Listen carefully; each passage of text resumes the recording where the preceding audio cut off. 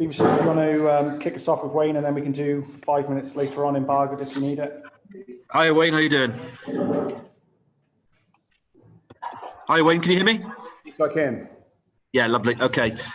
What's your reflections? Draw? How do you feel after that? Yeah, we've spoken about it as a team. We're disappointed with the opportunities we gave the Argentinians. We knew they'd be very direct, previewing them. 15 or 14 players, I think that was the way they were coming. Very direct through the middle of the park. And so it was disappointing to give them some ins with a bit of discipline, lapses of discipline at times, which gave them the territory. And then, of course, coming through their forwards, we knew they would come that direct route. And we gave away some points there just before half time. So that was disappointing.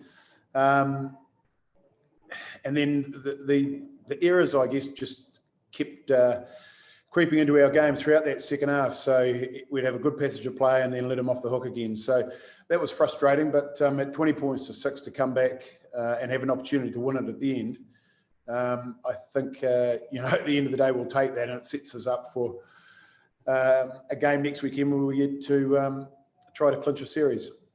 What can you learn about playing against a team with 14 men for 50 minutes?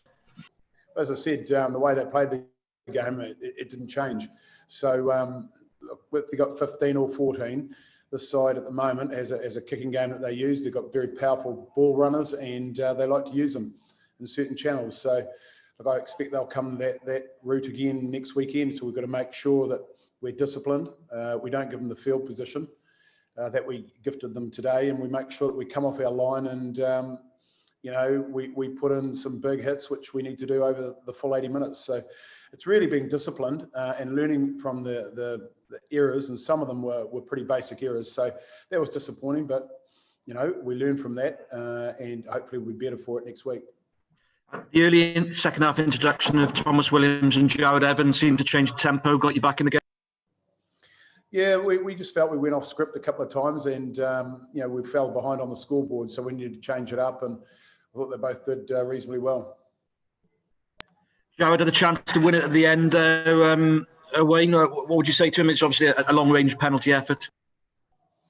Yeah, look, goal kickers know their range, and if they're sort of second-guessing whether they can get the range, then we should go to the corner and build pressure and look to get another penalty closer or score. But obviously, at that stage, he felt that he could kick it from that distance, and he had the opportunity to win the game, and it was only probably half a metre shy of winning the game for us. When you normally draw against side, you don't normally have a chance to play them 7 days later. Are you looking forward to that? Yeah, we are, and we've spoken about that in the changing room. It doesn't happen very often that you get to do that. In a draw, both changing rooms will, for different reasons, not be celebrating. I don't know any side that's really celebrated a draw, to be honest. But we did talk around the fact that it is a series. There's 2 matches for this group of players, and it's the last game of the season. So, we look forward to our last training week together, and hopefully we can build on that performance and get the sort of performance that we are looking for to finish the season off. How are Willis Alaholo and Aaron Wainwright? And when Aaron went off, he started so well ball carrying. Did you miss that a little bit? Yeah, well, obviously he's a very, very fine attacking player, and he made one beautiful bust up the middle of the field in the first half, and that's what Wayno can do. So it was disappointing to see him go off, and Willis, but these things happen, and it's an opportunity for someone else. Thank you, Wayne. Thank you. Hi, Wayne. It's Alex here.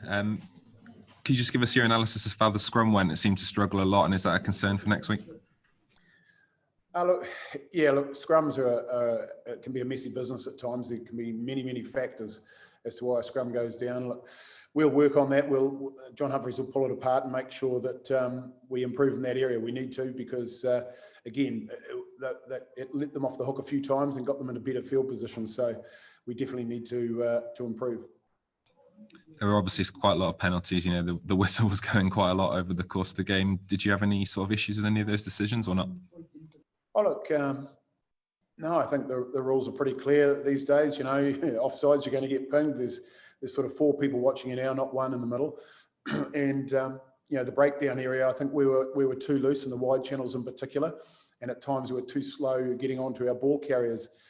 And it's an area of the game we knew that they're strong at over the ball. So, we paid the price there a few times. So it'll be interesting to see how we go in that area next week, because it's clearly, it was hamstring us throughout the game. And just on the red card, it seemed a pretty straightforward decision. What did you make of it? Yeah, look, I mean, we have no control over anything like that, and we just let the referees crack on and deal with it. It's pretty clear these days, if you don't get your body height down, then, you can end up being in trouble. And he was too high, obviously, and there was a collision. So, yeah, it's unfortunate, because no one really wants to see that in the game with a red card, but the rules are, and the safety is there to sort of help the players. Just lastly from me, with the 2 injuries, I mean, is there any idea how serious, and maybe some call-ups or not? We'll wait and see over the next 24, 48 hours. But there's a few boys banged up, to be honest. It's not just 2 of them. Most of them are banged up in some way, which you'd expect from a bruising sort of test match. Thank you. Thank you. Wayne, can I just ask how you were looking to take advantage after the red card, and perhaps why you weren't really able to do it as soon as the fullback went off? Yeah, well, first of all, you've got to have possession, and then you've got to retain possession and work them into a position where you can take advantage of that extra man. And, we would get some good phases of play going, and then the whistle would go, so we'd make an error. So really, we're our own worst enemy. So we'll go and look at that and make sure that we're a lot better in terms of our ball carrying. Hallam Amos turned a couple over in the wide channels with poor carries. There were carries in the middle of the park where we didn't have a cleaner there on time, holding on penalties. So those are things which we've got to be better at. And I think if we can do that, then we'll give ourselves a much better chance. But certainly there was space there. You saw once we got a scrum and put all the forwards in one area of the park, it was a comfortable try for Thomas at halfback there, close to the line. So there were a couple of times where we would have liked to have taken scrums, but messages, for whatever reason, didn't get on. So those are all things that we'll tidy up during the week. How do you go about that process of tidying these things up? Because, I mean, some of the decision-making and things like that can often just be, one individual at the wrong time making the wrong call. Is there anything you can do practically next week to clean that up? Oh, yeah, we just take a big, deep breath, grab a water bottle, suck it in, wait for the message to come on. And just finally, Hallam Amos obviously had man of the match tonight. Doesn't get many opportunities these days because of the quality that you've got elsewhere, but that seemed like a real statement from him today. Yeah, look, out of the frustration of a draw, when we pull it to bits, there will be some good passages of play and some good individual performances as well. But we sort of do look at it from the negative point of view after a draw, because everyone wants to win a game of rugby. But you're right, there will be some good passages of play there, and there will be some good efforts. So we've just got to make sure we build on the good and eradicate some of the things that were costly today. Thanks, Wayne. Thank you. All good, guys. Perfect. Thank you. Thank you.